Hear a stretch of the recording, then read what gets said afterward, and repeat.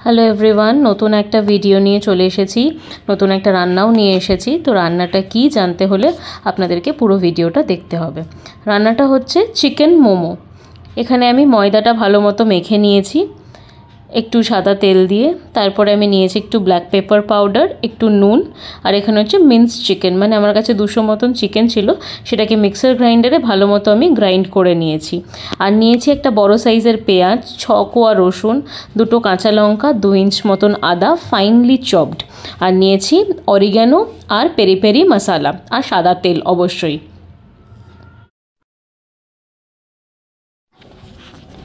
তো এখানে আমি একটা মিক্সিং বলে ভালো মতো জিনিসগুলোকে মিক্স করে নিয়েছি সবগুলোকে। মিন্স চিকেন, পেঁয়াজ, রসুন, আদা, কাঁচা লঙ্কা, একটু সাদা তেল, নুন, গোলমরিচ গুঁড়ো, পেরি পেরি মশলা আর অরিগ্যানো মশলা ভালো করে মিক্স করে নিয়েছি। সাদা তেলটা দিলে স্টাফিংটা অনেক বেশি জুসি হবে।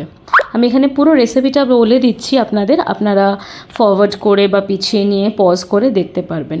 তারপর কি করেছি, আমি ময়দাটাকে ভালো করে বেলে নিয়েছি, বড় করে, একদম একটা বড় করে, যেটাতে বেলছি তার সাহায্যে সেরকম শেপ নিয়ে বড় করে বেলে নিয়ে একটা বটল ক্যাপের সাহায্যে ছোট ছোট গোল গোল করে কেটে নিয়েছি।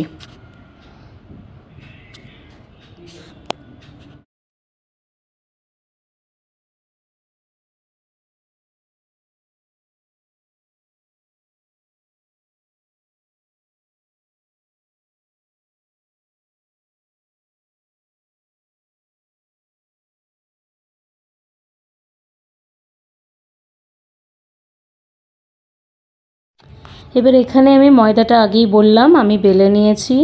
দেখুন আপনারা, এই ক্যাপের সাহায্যে আমি ছোট ছোট করে কেটেও নিয়েছি।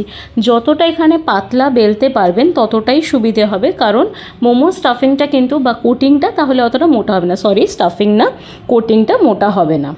এবার নেক্সট আমরা করব কি, একটা ওই ছোটো গোলটাকে নেব, তার মধ্যে অল্প একটু স্টাফিং দেব, এবার পিঠের মতন শেপ দিয়ে ওটাকে ফোল্ড করে দেব, আর দিয়ে দুটো এন্ডকে ভালো করে জোড়া লাগিয়ে দেবো। অনেক সময় আমরা দেখি ওয়ানটানে এরকম শেপ থাকে, তো খুব বেসিক একটা শেপ দিয়েছি আমি। ওই যে আমরা ফোল্ড করে করে করে করে অথেন্টিক যে মোমো শেপটা থাকে আমি সেটা দিইনি, আমি বেসিক একটা শেপ দিয়েছি। বিগিনার্সরাও কিন্তু এই শেপটা আনতে পারে। তো এরকমভাবে দিয়ে নেওয়ার পরে আমরা করব কি, একে একে আমি সবকটা মোমো বানিয়ে নিয়েছি। তারপরে আমার কাছে মোমো মেকার নেই, বা এখানে যে আমাদের ফুটো ফুটো একটা স্টিলের থালা থাকে না, সেটাতে আমরা অনেক সময় কড়াইতে জল দিই, সেই থালাটা বসিয়ে দিই অয়েল ব্রাশ করে, আমার কাছে সেটাও এই মুহূর্তে ছিল না। তো আমার কাছে যেটা ছিল সেটা হচ্ছে ইডলি স্ট্যান্ড। আমি ইডলি স্ট্যান্ডে ভালোভাবে অয়েল ব্রাশ করে মোমোগুলোকে দিয়ে দিয়েছি। দেওয়ার পরে আমি যেটা করেছি, প্রেশার কুকারে জল দিয়েছি। জলটা এমনভাবে দিতে হবে স্ট্যান্ডের লাস্ট লেয়ারটা যাতে একটু ভিজে থাকে, আর এমনভাবে যাতে দেবো যাতে জলটা আবার মোমোগুলোর উপরে না চলে আসে। দিয়ে 15 থেকে 20 মিনিটস বা 25 মিনিটস অবধি মিডিয়াম ফ্লেমে হুইসেলটা খুলে দিতে হবে প্রেশার কুকারে, সিটি পড়ার দরকার।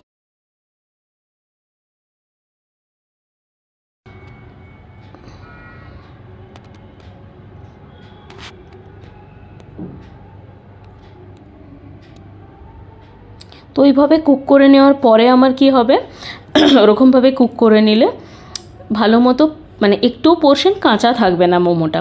ওটা কুক করে নেব 25 মিনিটস বা 20 মিনিটস হয়ে গেলে একদম গ্যাসটা বন্ধ করে দিয়ে স্টিমটাকে আমরা বের হতে দেব।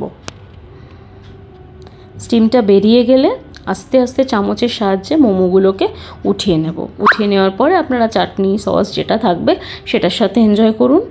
আর যেহেতু তেলটা দেবেন ভেতরে, সাদা তেল, বাটারও দিতে পারেন, তার জন্যে কিন্তু যখন ভাঙবেন তখন দেখবে একদম স্টিফ মতন থাকবে না, অনেক সফট, অনেকটা জুসি থাকবে। তো এইভাবে আপনারা বাড়িতে বানাতে পারেন, খুব ইজি ওয়েতে আমি এটাকে দেখিয়ে দিয়েছি।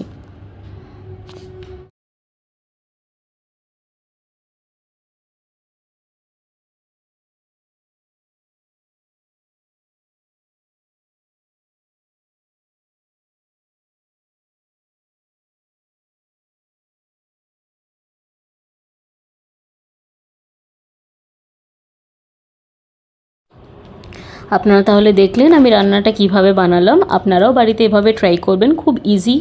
আমাকে কমেন্ট করে জানাবেন আপনাদের কেমন লাগলো। আমার চ্যানেলটাকে সাবস্ক্রাইব করবেন। আমার একটা ইনস্টাগ্রাম, ফেসবুক পেজ আছে, বা আপনারা যদি ইনস্টা বা ফেসবুক থেকে দেখে থাকেন তাহলে আমার ইউটিউব চ্যানেলটা সাবস্ক্রাইব করবেন। সব কিছুর লিঙ্ক আমি দিয়ে দেবো। সবাই খুব ভালো থাকবেন, সুস্থ থাকবেন। Bye bye.